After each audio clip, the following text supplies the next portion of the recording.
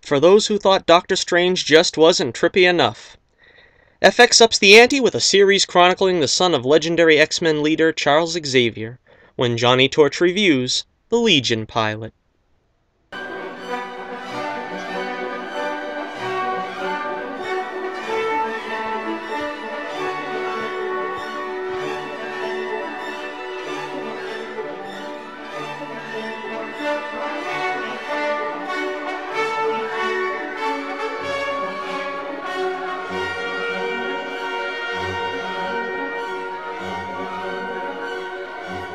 For starters, I have no idea how to even attempt to review this show. I'm not really into trippy stuff like this.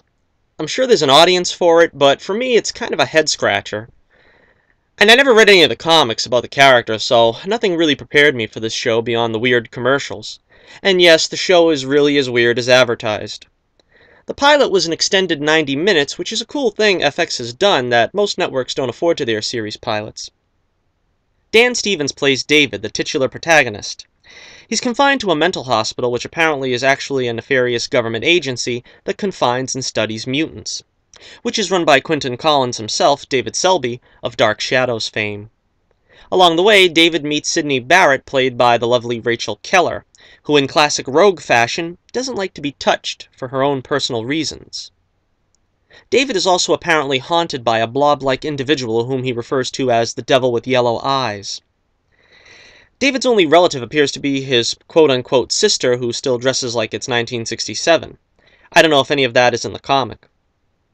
The show plays back and forth with the concept of what is real and what is only in his mind. We get flashbacks to David's childhood, an apparent failed attempt at suicide, and an impromptu dance number. The score and visuals are quite impressive, and there's some choice music from The Who and the Rolling Stones in the soundtrack. I found the story interesting, and Stevens and Keller are a pretty engaging pair.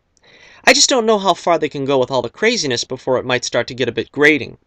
But it kept my interest piqued enough to give it another shot next week. I'm giving Legion 3.5 stars out of 5. This is Johnnie Torch reminding you, keep the flame burning brightly, and I'll be with you again real soon.